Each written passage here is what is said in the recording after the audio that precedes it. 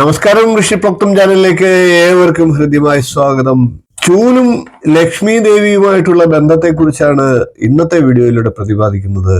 നമ്മളെല്ലാം വൃത്തിയാക്കാൻ ഉപയോഗിക്കുന്ന ചൂല് ലക്ഷ്മി ദേവിക്ക് പ്രിയപ്പെട്ടത് തന്നെയാണ്. ലക്ഷ്മി കടാക്ഷത്തിനായിട്ട് പഴയ കാലത്ത് ചൂല് നമ്മളുടെ പൂർവികർ ഉപയോഗിച്ചിരുന്നു. ആ ഒരു ഐതിഹ്യവും അതിന്റെ പ്രാധാന്യവും മറ്റുമാണ് ഇന്നത്തെ വീഡിയോയിലൂടെ പ്രതിപാദിക്കുന്നത്. നമുക്ക് വീഡിയോയിലേക്ക് കിടക്കാം. വൃത്തിയുള്ള ഗൃഹങ്ങളിലാണ് സർവ്വ ഐശ്വര്യത്തിന്റെയും പ്രതീകമായിട്ടുള്ള ലക്ഷ്മി ദേവിയുടെ വാസം. മാലിന്യമായിട്ടുള്ള സ്ഥലങ്ങൾ മൂദേവിയുടെ വാസമായിട്ടാണ് പറയുന്നത്. വേദങ്ങളില് ചൂലിന് വളരെ ഉന്നതമായിട്ടുള്ള സ്ഥാനമാണ് നൽകിയിട്ടുള്ളത്. ലക്ഷ്മി ദേവി ചൂലിനുള്ളിൽ വസിക്കുന്നു എന്നും വിശ്വാസമുണ്ട്. വൃത്തിയാക്കലിന്റെ ഉപകരണമാണ് ചൂല്. അതുകൊണ്ട് തന്നെ ലക്ഷ്മി ദേവിക്ക് അത് പ്രാധാന്യമുള്ളതാണ്. അതുകൊണ്ട് തന്നെ ചൂലിന് വീടിനുള്ളിൽ പ്രത്യേക സ്ഥാനങ്ങൾ കൽപ്പിച്ചിട്ടുമുണ്ട്. വാസ്തുശാസ്ത്രപ്രകാരം ചൂല് ശരിയായ രീതിയിൽ ഒരു ഗ്രഹത്തിൽ പരിപാലിക്കുന്ന പക്ഷം സാമ്പത്തികമായിട്ടുള്ള പ്രശ്നങ്ങളൊന്നും ഉണ്ടാകാതിരിക്കുമെന്നാണ് വിശ്വാസം. സാമ്പത്തിക പരാധീനകൾ ഉള്ളവർ പോലും ഇത്തരത്തിൽ ശ്രദ്ധിക്കുന്ന പക്ഷം അതൊക്കെ വഴിമാറിപ്പോകുമെന്നാണ് വിശ്വാസം. ചൂല് വീടിന്റെ ഭിത്തിയിൽ ചാരി വയ്ക്കുന്നത് ദോഷമായിട്ടാണ് പറയുന്നത്. വീടിന്റെ പ്രധാന വാതിൽ ഒഴിച്ച് മറ്റേതെങ്കിലും വാതിലുകളുടെ പുറകിലായിട്ട് ചൂല് നിലത്ത് ഇടണം എന്നാണ് ശാസ്ത്രം പറയുന്നത്. വടക്ക് കിഴക്ക് ഭാഗത്തും, അതായത് ഈശാന കോണിലും തെക്ക് പടിഞ്ഞാറ് ഭാഗത്തും, അതായത് നിറുതി കോണിലും കന്നിമൂലയിലും ചൂല് പരമാവധി സൂക്ഷിക്കാതിരിക്കുക. മറ്റുള്ള സ്ഥലങ്ങളിലുള്ള വാതിലിന്റെ താഴെയായിട്ട് ചൂല് നിലത്തിടുക എന്നാണ് പറയുന്നത്. ശരിയായ രീതിയിൽ സൂക്ഷിക്കുന്ന ചൂൽ പോസിറ്റീവ് എനർജിയെ ഉള്ളിലേക്ക് കൊണ്ടുവരികയും നെഗറ്റീവ് എനർജിയെ പുറത്തേക്ക് തള്ളുകയും ചെയ്യുമെന്നാണ് വിശ്വാസം.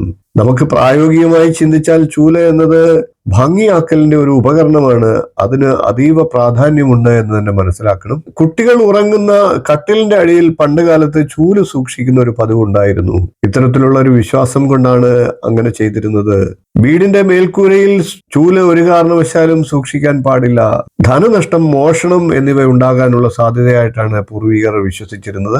കെട്ടഴിഞ്ഞതും ഈർക്കിൽ ഒടിഞ്ഞതുമായിട്ടുള്ള ചൂലുകൾ ഒരിക്കലും വീട്ടിൽ സൂക്ഷിക്കാതിരിക്കുക.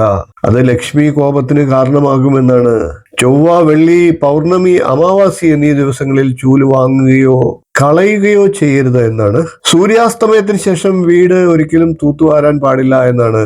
ചൂലിനെ മുറിച്ചു കടക്കുകയോ കാലുകൊണ്ട് മറികടക്കുകയോ കാലുകൊണ്ട് ചവിട്ടുകയോ പാടില്ലാത്തതാണ്. അടുക്കള, ടോയ്ലറ്റ്, പ്രധാന കിടപ്പുമുറി, കോണിപ്പടിക്ക് താഴെ എന്നിവിടങ്ങളിലും ചൂല് പരമാവധി സൂക്ഷിക്കാതിരിക്കുക. സാധാരണയായി വീടിന്റെ പുറത്തേക്കാണ് അടിച്ചു വാരുക. എന്നാൽ വീടിനകത്തേക്ക് എന്നുള്ള രീതിയിൽ തൂത്ത് കോരി അത് വെളിയിൽ കൊണ്ട് കളയുന്നതാണ് നല്ല സമ്പ്രദായം എന്നാണ് വിശ്വാസം.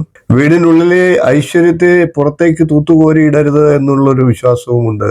വീട് വൃത്തിയാക്കിയതിനു ശേഷം വീടിനകത്തും പുറത്തുമൊക്കെ നാം വെള്ളം തളിച്ച് ശുദ്ധമാക്കാറുണ്ട്. അപ്രകാരം ചെയ്യുമ്പോൾ അത് ചൂലിലും വെള്ളം തളിക്കണം എന്നാണ് പഴമക്കാർ പറഞ്ഞിരുന്നത്. മഞ്ഞളും ഉപ്പും ചേർത്ത വെള്ളം തളിക്കുന്നത് വളരെ വിശേഷമായിട്ട് കരുതുന്നുണ്ട്. അടുക്കളയും ടോയ്ലറ്റും ഒക്കെ അടിച്ചുവാരിയ ചൂൽ മറ്റ് മുറികൾ അടിച്ചുവാരാനായിട്ട് ഉപയോഗിക്കാതിരിക്കുക. ഇനി ചൂലുമായിട്ട് ബന്ധപ്പെട്ട ക്ഷേത്രങ്ങളിലുള്ള അതീവ പ്രാധാന്യമുള്ള ചില വഴിപാടുകളെ കുറിച്ച് നമുക്ക് ഇതിലൊന്ന് പറഞ്ഞു പോകാം. തലമുടി വളരാനായിട്ട് ഗുരുവായൂർ ക്ഷേത്രത്തിൽ ചൂല് വഴിപാട് നടത്തുന്നത് സമ്പ്രദായമുണ്ട്.